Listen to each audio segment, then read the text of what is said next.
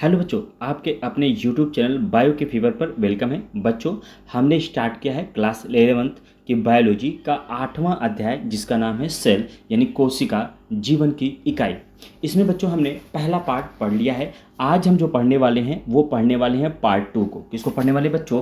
Part 2 को हम start करने वाले हैं। अगर अभी तक आपने चैनल को सब्सक्राइब नहीं किया तो चैनल को जरूर सब्सक्राइब करें, वीडियो को ज़्यादा से ज़्यादा शेयर करें, साथ ही बेल आइकन को भी प्रेस करें ताकि जैसे कोई नई वीडियो अपलोड हो वो आप तक पहुंच जाए। तो बच्चों, हम पढ़ने वाले हैं कोशिका यानी जीवन की इकाई, सेल, यूनिट ऑफ लाइफ। बहुत ही इंपॉर्टेंट चैप्टर है, इसको आप बहुत अच्छे से पढ़िएगा। बच्चों, यहाँ पे हम पूरी एनसीईआरटी किताब को biology class 11th, class 12th, class 10th, class 9th की कंप्लीट स्टडी करेंगे। साथ ही हर चैप्टर यानी जैसे आप कोशिका जीवन की इकाई चैप्टर को जैसे एनसीईआरटी कंप्लीट करेंगे बच्चों, मैं आपको हैंड रिटन नोट्स भी इसके प्रोवाइड करूंगा। तो वीडियो के साथ बने रहिएगा, आपको काफ़ी फ़ायदा होगा। ठीक है, तो बच्चों चैनल को सब्सक्राइब करिएगा और ज़्यादा से ज़्यादा शेयर करिएगा।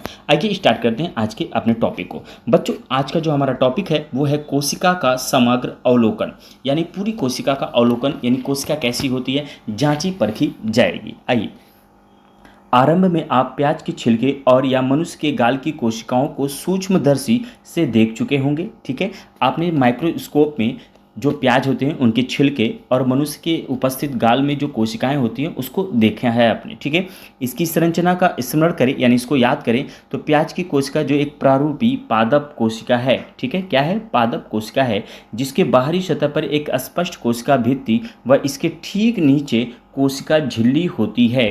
वहीं मनुष्य की गाल की कोशिका के संगठन में बाहर की तरफ केवल एक झिल्ली संरचना निकलती हुई दिखाई पड़ती है।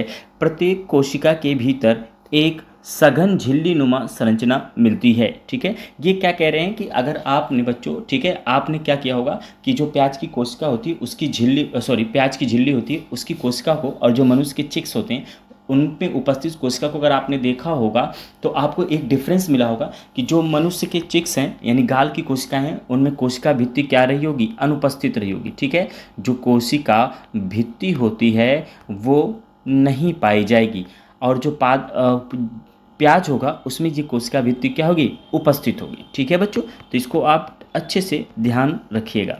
आगे क्या कह रहे हैं कि प्रत्येक कोशिका के भीतर एक सघन झिल्लीनुमा संरचना होती है। ठीक है, जिसे बच्चों हम क्या कहते हैं? केंद्रक कहते हैं। क्या कहते हैं? केंद्रक। इस केंद्रक में गुणसूत्र, ठीक है, इस केंद्रक में गुणसूत्र जिसे हम बच्चों क्या कहते हैं? क्रोमोसोम।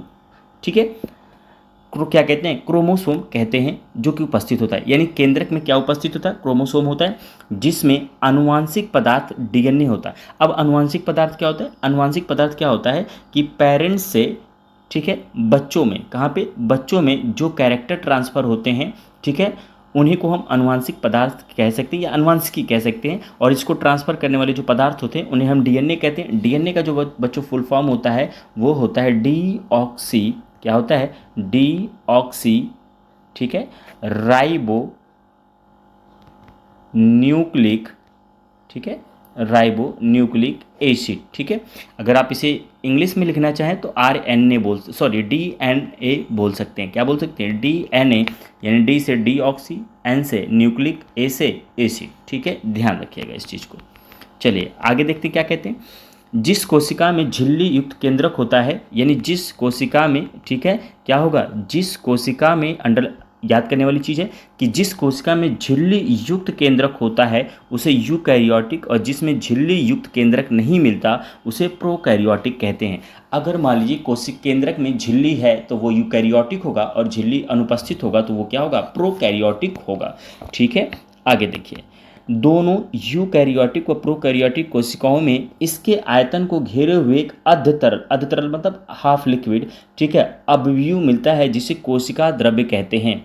ठीक है, क्या कहते हैं? कोशिका द्रव्य कहते हैं। दोनों पादप व जंतु कोशिकाओं में कोशिकीय क्रियाएं हेतु, ठीक है, कोशिका द्रव्य एक प्रमुख स्थल होता है। यानी चाहे पादप कोशिका हो चाहे जंतु कोशिका हो, ठीक है, चाहे प्लांट सेल हो, ठीक है, चाहे एनिमल सेल हो, इन दोनों में क्या पाया जाएगा? जीव द्रव्य पाया जाएगा, जो कि इनकी एक्टिविटी होने के लिए क्या है? जिम्मेदार है। ठीक है बच्चों, क्या है? जिम्मेदार है। ठीक है, चलिए आगे देखिए। कोशिका की जीव अवस्था संबंधी विभिन्न रासायनिक अभिक्रिया यहाँ संपन्न होती हैं। यानी कोशिका को जिंदा रहने के लिए बहुत सारी रिएक्शन की जरूरत होती है जो इसी जीव द्रव्य में होती है। ठीक है, अगले पैराग्राफ में बच्चों क्या कहते हैं, इसको हम डिटेल में पढ़ेंगे। देखिए, कह रहे हैं कि यूकैरियोटिक कोशिका में, ठीक है, किसमें, यूकैरियोटिक कोशिका में केंद्रक के अतिरिक्त अन्य झिल्ली युक्त विभिन्न संरचनाएं मिलती हैं। यानी अगर यूकैरियोटिक कोशिका है, ठीक है, तो उसमें यूकैरियोटिक केंद्र के यूकैरियोटिक कोशिका है तो उसमें सिर्फ झिल्ली युक्त केंद्रक नहीं, उसके अलावा भी कुछ अंग, विभिन्न अंग पाए जाते हैं जिन्हें हम कोशिका के अंदर ये अंग है, इसलिए इसको हम क्या कहते हैं, कोशिकांग कहते हैं। यानी ऐसे अंग जो कोशिका के अंदर होते हैं उन्हें हम कोशिकांग कहते हैं। जैसे अंतःद्रव्यी जालिका, जिसे एंडोप्लाज्मिक रेटिकुलम कहते हैं या फिर शॉर्ट में ER भी कहते हैं। ठीक है, वही सूत्रकणिका यानी माइटोकॉन्ड्रिया, इसको बहुत ही अच्छा कहा जाता है, इसे कहा जाता है पावर हाउस ऑफ सेल, यानी पावर हाउस ऑफ सेल। ठीक है, यानी कोशिका का विद्युत गृह किसे कहते हैं बच्चों, तो ध्यान रखिएगा माइटोकॉन्ड्रिया, जिसे हिंदी में सूत्रकणिका कहते हैं। ठीक है, अब अगला जो है वो बच्चों क्या है, सूक्ष्मकाय, जिसे माइक्रोबॉडी बोला जाता है। गोल्जी समृस लैनकाय यानी लाइसोसोम होता है। वहीं रसधानी प्रोकैरियोटिक कोशिका रसधानी होती है। प्रोकैरियोटिक कोशिका में झिल्ली युक्त कोशिकाओं का अभाव होता है। ठीक है, क्या कह रहे हैं बच्चों कि इसमें कोशिकांग में क्या आएगा, अंतःद्रव्यी जालिका जिसे ER कहते हैं, एंडोप्लाज्मिक रेटिकुलम, सूत्रकणिका होगा, सूक्ष्मकाय होगा, गोल्जी समृस लैनकाय होगा, रसधानी होगा। वहीं प्रोकैरियोटिक में, किसमें, प्रोकैरियोटिक में ये सारी चीज़ें नहीं पाई जाएंगी। ठीक है, तो इस पैराग्राफ में आपने पढ़ा कि अगर आप मनुष्य के चिक्स और प्याज के कोशिका में अगर स्टडी करते हैं, माइक्रो ऑर्गेनिज्म के माइक्रोस्कोप के द्वारा देखते हैं तो आपको डिफरेंस मिलेगा कि जो प्याज की कोशिका होती है उसमें कोशिका झिल्ली, कोशिका भित्ति होती है, जबकि एनिमल सेल में कोशिका भित्ति नहीं होती है। ठीक है, अगर झिल्ली युक्त DNA हुआ तो वो यूकैरियोटिक सेल होगा, अगर झिल्ली युक्त केंद्रक नहीं हुआ तो वो प्रोकैरियोटिक हुआ। ठीक है, यूकैरियोटिक कोशिका में क्या होता है, केंद्रक के अलावा कुछ और झिल्ली युक्त संरचनाएं पाई जाती हैं, जैसे जिन्हें हम कोशिकांग कहते हैं। जैसे अंतःद्रव्यी जालिका हो गई, एंडोप्लाज्मिक रेटिकुलम हो गया, सूत्रकणिकाएं हो गया, माइटोकॉन्ड्रिया जिसे बोलते हैं, सूक्ष्मकाय हो गया जिसे माइक्रोबॉडी बोला जाता है, गोल्जी समृस लैनकाय यानी लाइसोसोम हो गया, वहीं रसधानी हो गया। जबकि प्रोकैरियोटिक कोशिका में ये सारी चीज़ें बच्चों अनुपस्थित होती हैं। क्या होती हैं, अनुपस्थित होती हैं। तो इस पैराग्राफ को आप बहुत डिटेल पढ़िएगा, ज़्यादा कुछ बच्चों इसमें है नहीं। ठीक है, अब चलते हैं हम अपने अगले पैराग्राफ की तरफ। ठीक है, उसमें हम देखते हैं कि क्या क्या चीज़ें हमको बच्चों आप यहाँ डिटेल में चीज़ों को देखेंगे। ठीक है, आइए देखते हैं अगले पैराग्राफ में जो बच्चों कुछ विभिन्न प्रकार के आकार की कोशिकाओं का चित्र प्रदर्शित किया है। जैसे देखिए ये क्या, लाल रुधिर कणिकाएं जो कि गोल और द्वितली होते हैं। द्वितली का मतलब इस तरह से बच्चों, किस तरह से, ये इस तरह से होते हैं। इन्हें RBC भी बोला जाता है। क्या बोला जाता है, RBC भी बोला जाता है। ठीक है, वहीं जो होती हैं अमीबीकृत, यानी इनका कोई शेप नहीं होता है, जिसे श्वेत रुधिर कणिकाओं कोशिकाएं कहते हैं, ये WBC होती हैं। क्या होती हैं, WBC होती हैं। वहीं बच्चों ये देख सकते हैं तंत्रिका कोशिका जो कि साकित व लंबी होती है, जो हमारे ब्रेन में होती है। कहाँ पे होती है, दिमाग में होती है। वहीं देख सकते हैं आप एक वाहिनी दिग्गृत, ये प्लांट सेल्स में पाई जाती हैं, ये भी प्लांट सेल्स में पाई जाएगी और ये भी कहाँ पाई जाएगी, प्लांट सेल्स। यानी टोटल 6 सेल्स हैं, 3 सेल्स एनिमल की हैं और 3 सेल्स प्लांट की हैं। तो आप इसको डिटेल में आगे पढ़ेंगे, जब हम नोट्स प्रोवाइड करेंगे तो वहाँ पे हम इसके बारे में कंप्लीटली बच्चों क्या करेंगे, डिस्कस करेंगे। फिलहाल हम चलते हैं आगे अगले पैराग्राफ की तरफ। ठीक है बच्चों, हम कहाँ चलते हैं, अगले पैराग्राफ की तरफ, जो कि काफ़ी इंपॉर्टेंट है। ठीक है, यहाँ पे हम एक एक करके देखेंगे। ठीक है, हम क्या करेंगे, एक एक करके देखेंगे। आइए देखिए, यहाँ पे कह रहे हैं कि यूकैरियोटिक व प्रोकैरियोटिक। ठीक है बच्चों, कैसे, यूकैरियोटिक व प्रोकैरियोटिक, यानी आपने जो पढ़ा हुआ है कि यूकैरियोटिक व प्रोकैरियोटिक दोनों कोशिकाओं में झिल्ली रहित अंगक राइबोसोम मिलते हैं। अंडरलाइन करना होगा कि देखिए, चाहे जो राइबोसोम होते हैं ये कोशिकी यानी प्रोकैरियोटिक और यूकैरियोटिक दोनों में पाए जाते हैं। ठीक है, और ख़ास बात इसमें याद रखने वाली बात ये है बच्चों, ठीक है, इसमें याद रखने वाली बात यह है कि इसमें ये झिल्ली नहीं होती है। ठीक है, तो आपसे पूछा जा सकता है कि ऐसा कौन सा अंग है जो जिसमें झिल्ली नहीं पाई जाती और साथ ही दोनों कोशिकाओं यानी प्रोकैरियोटिक और यूकैरियोटिक दोनों में पाया जाता है, जिसका नाम है राइबोसोम। क्या नाम है, राइबोसोम। याद रखिएगा। आगे कह रहे हैं कोशिका के भीतर राइबोसोम केवल कोशिका द्रव्य में ही नहीं, यानी जो लिक्विड है अंदर, जो कोशिका द्रव्य है उसी के अंदर नहीं, बल्कि 2 अंग को, पहला क्या है, हरित लवक पौधे में पाया जाता है, वहीं सूत्रकणिका में व खुरदरी अंत द्रव्य जालिका में भी मिलते हैं।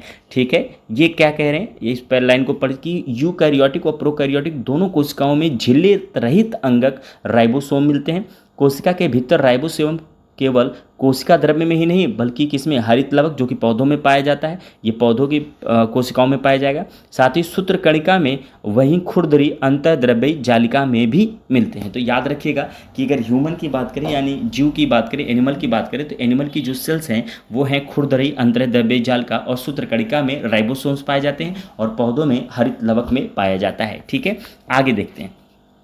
जंतु कोशिकाओं में झिल्ली के रहित तारककाय केंद्रक जिसे अन्य अंगक मिलते हैं। ठीक है, जो कोशिका विभाजन में क्या करते हैं, सहायता करते हैं। ठीक है, एक तारककाय सेंट्रियोल होता है जो कि झिल्ली रहित होता है।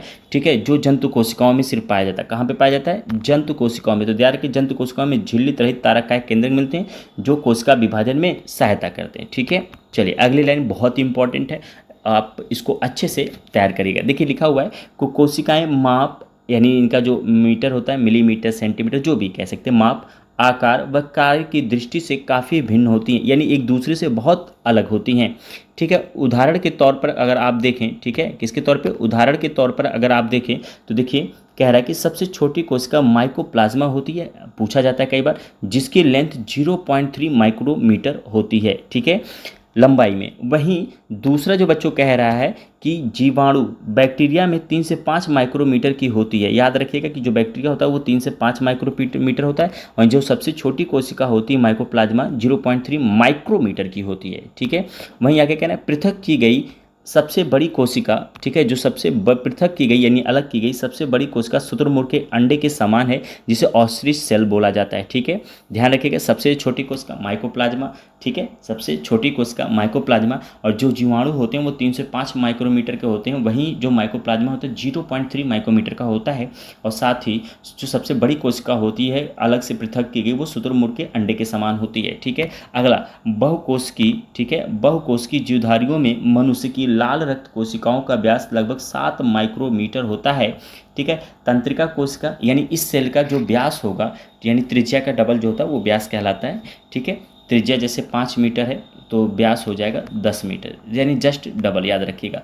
तो सब जो ये कह रहे हैं कि मनुष्य बहुकोश की जुधारियों में मनुष्य की लाल रक्त कोशिकाओं का व्यास 7 माइक्रोमीटर होता है, यानी इसकी मीटर कितना मीटर होता है, 7 माइक्रोमीटर होता है। ठीक है, आगे क्या कह रहे हैं कि तंत्रिका कोशिकाएं सबसे लंबी कोशिकाओं में होती है, यानी तंत्रिका कोशिकाएं सबसे लंबी, ये वाली जो होती है बच्चों ये सबसे लंबी कोशिका होती है। ठीक है, कैसी कोशिका होती है, सबसे लंबी कोशिका होती है तंत्रिका कोशिका। आगे कह रहे हैं ये बिंबाकार बहुभुजी स्तंभी यानी बिंबाकार मतलब बिंदु के आकार के, बहुभुजी मतलब ये शाखा निकली हुई है। ठीक है, ये बहुत सारी शाखा निकली हुई है। स्तंभी यानी स्तंभ के रूप में, ये देखिए स्तंभ के रूप में, घनाभ यानी घन के रूप में। ठीक है, धागे यानी थ्रेड लाइक यानी ये देख सकते हैं आप धागे नुमा। ठीक है, वहीं की तरह असीमित प्रकार की हो सकती हैं, किससे हो सकती हैं, असीमित प्रकार की हो सकती हैं। कोशिकाओं का रूप उनके कार्य के अनुसार भिन्न हो सकता है, यानी कोशिकाएं जिस प्रकार से कार्य करती हैं, ठीक है बच्चों, उसी प्रकार ये क्या हो सकती हैं, भिन्न हो सकती हैं। ठीक है, तो फिलहाल आपने देखा कि कोशिकाएं किस तरह से कार्य करती हैं।